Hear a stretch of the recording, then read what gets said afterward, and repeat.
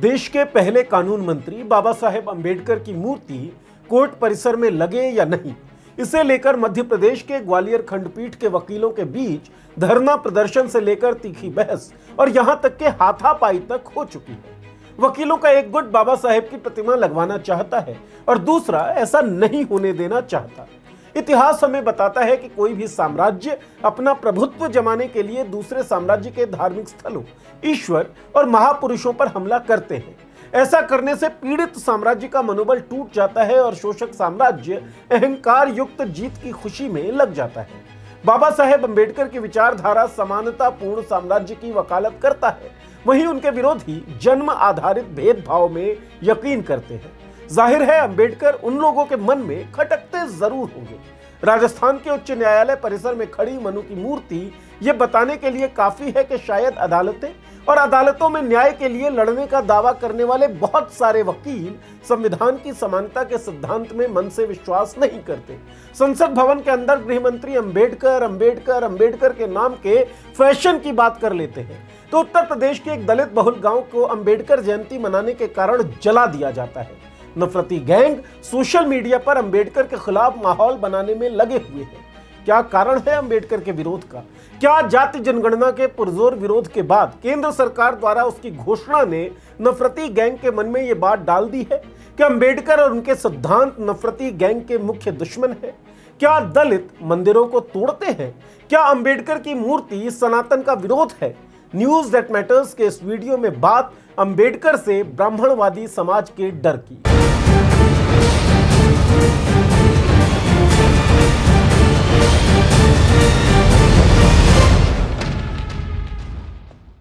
नमस्कार, मैं हूं नीरज और आप देख रहे हैं मॉलिटिक्स। फरवरी 2025 में राय सिंह बौद्ध और कुछ वकीलों ने आधिकारिक रूप से मध्य प्रदेश हाईकोर्ट परिसर में बाबा साहेब की प्रतिमा लगाने का प्रस्ताव रखा। इस पर हाईकोर्ट प्रशासन ने एक कमेटी बनाकर अनुरोध पर विचार किया और प्रतिमा लगाने की अनुमति दे दी। जल्द ही लोक निर्माण विभाग यानी कि PWD को इस काम में लगाया गया और प्रतिमा बनवाने के लिए मूर्तिकार को 2 लाख रुपए का भुगतान भी कर दिया गया। हालांकि जैसे ही प्रतिमा लगाने की चर्चा हुई तो पवन पाठक की अगुवाई में बार एसोसिएशन के कुछ सदस्यों ने विरोध करना शुरू कर दिया। मार्च के अंत और अप्रैल 2025 की शुरुआत तक विरोध तेज होने लगा। स्थिति यह हो गई कि वकीलों के 2 गुट बन गए। राय सिंह बौद्ध गुट प्रतिमा लगाने के पक्ष में पुरजोर वकालत कर रहा था, तो दूसरा पवन पाठक गुट बाबा साहेब की प्रतिमा का विरोध करने लगा। अप्रैल के अंत तक आते आते मामले ने और तूल पकड़ लिया और हाईकोर्ट परिसर में दोनों पक्षों द्वारा प्रदर्शन और बैठकों का दौर शुरू हो गया। राय सिंह बौद्ध के अनुसार उचित प्रक्रिया का पालन करते हुए प्रतिमा लगाने के लिए फरवरी 2025 में आवेदन दिया गया था और मध्य प्रदेश हाईकोर्ट के मुख्य न्यायाधीश सुरेश कुमार कैत ने इसकी मंजूरी दे दी थी। हाईकोर्ट की एक समिति द्वारा जगह निर्धारित कर परिसर में एक चबूतरा भी तैयार करा लिया गया था। इसके बाद जब कुछ जातिवादी लोगों ने विरोध किया तो कोर्ट के रजिस्ट्रार युवल रघुवंशी ने 21 अप्रैल 2025 को बाकायदा एक आदेश जारी किया, जिसमें लिखा था, चूंकि संविधान निर्माता डॉक्टर भीमराव अंबेडकर की प्रतिमा सुप्रीम कोर्ट में भी स्थापित हो चुकी है, इसलिए अगर कुछ अधिवक्ता विरोध कर रहे हैं तो उसे अनदेखा करते हुए काम पूर्ण किया जाए। दरअसल 26 नवंबर 2023 को संविधान दिवस पर भारत की राष्ट्रपति द्रौपदी मुर्मू ने नई दिल्ली में सुप्रीम कोर्ट परिसर में भीमराव अंबेडकर की एक मूर्ति का अनावरण किया था। जहां एक तरफ राय सिंह बौद्ध बाबा साहेब अंबेडकर की मूर्ति लगाने के लिए उचित प्रक्रिया का पालन करने की बात कर रहे हैं, वहीं पवन पाठक गुट का मानना बिल्कुल अलग है। पवन पाठक गुट के वकीलों ने दावा किया कि हाईकोर्ट की 7 सदस्यीय बिल्डिंग कमेटी ने परिसर में मूर्ति लगाने की इजाजत नहीं दी है। यानी विरोध करने वाले वकीलों के अनुसार प्रतिमा लगाने की प्रक्रिया बिना आधिकारिक मंजूरी के आगे बढ़ाई जा रही थी। हालांकि इन कारणों से ज्यादा वैचारिक और सामाजिक कारण ज्यादा दिखते हैं। बाबा साहेब अंबेडकर भारतीय संविधान के शिल्पकार हैं और दलित समुदाय के अधिकारों के प्रतीक। बाबा साहेब को ये अपनी परंपरागत सोच के विरुद्ध पाते हैं। 14 मई 2025 को जब प्रतिमा लाने की कोशिश की गई तो विरोधी पक्ष के कुछ लोगों ने विरोध के दौरान जय श्री राम के नारे भी लगाए। जय श्री राम, जय जय श्री राम, जो ये साफ दिखाता है कि मामला केवल अनुमति का नहीं बल्कि विचारधारा के टकराव का है।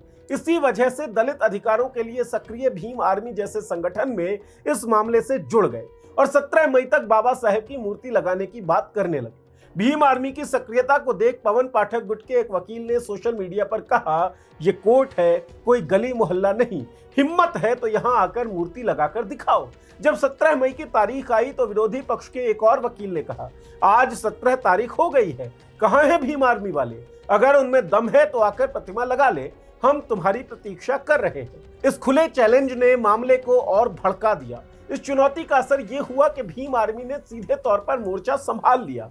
भीम आर्मी के ग्वालियर क्षेत्र के नेता रुपेश केन ने घोषणा की कि वे हाई कोर्ट आकर जवाब देंगे।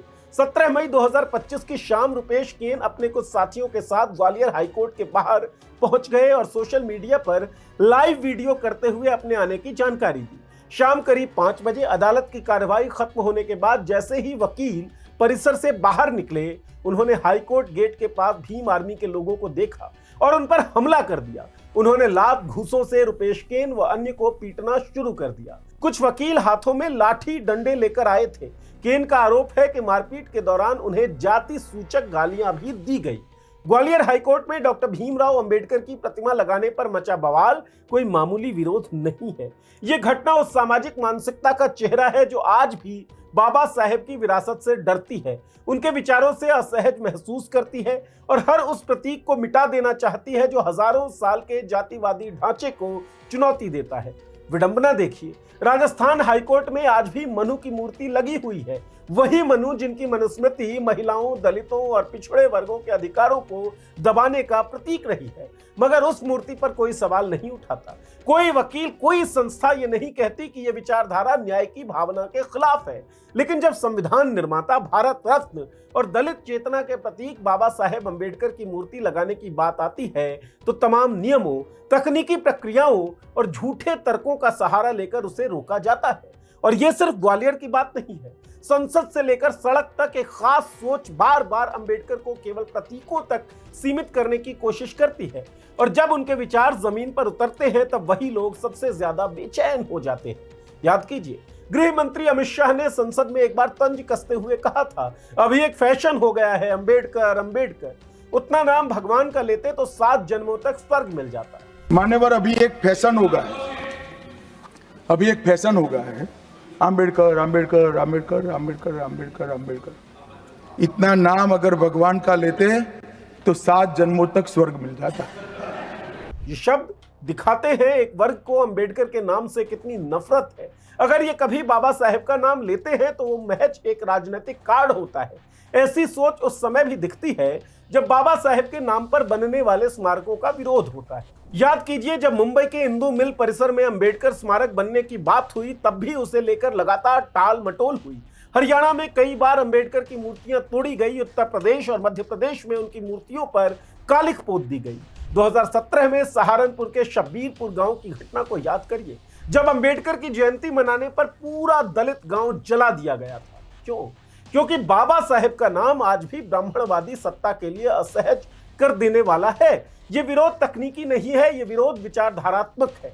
आप सोचिए कि क्या ये टकराव सिर्फ अंबेडकर की मूर्ति का है या फिर अंबेडकर की उस सोच का है जिसके अनुसार वो कहते हैं कि मैं उस धर्म को मानता हूं जो स्वतंत्रता, समानता और भाईचारा सिखाए। यही बात उस व्यवस्था को चुभती है जो सदियों से असमानता को बनाए रखने की कोशिश में लगी हुई है। और सबसे बड़ा सवाल ये उठता है, जब संसद, हाईकोर्ट और न्यायपालिका जैसी संस्थाओं में ही अंबेडकर की पहचान पर सवाल उठाए जा रहे हैं, तो क्या हम सचमुच उस लोकतंत्र की ओर बढ़ रहे हैं जिसकी नींव उन्होंने रखी थी?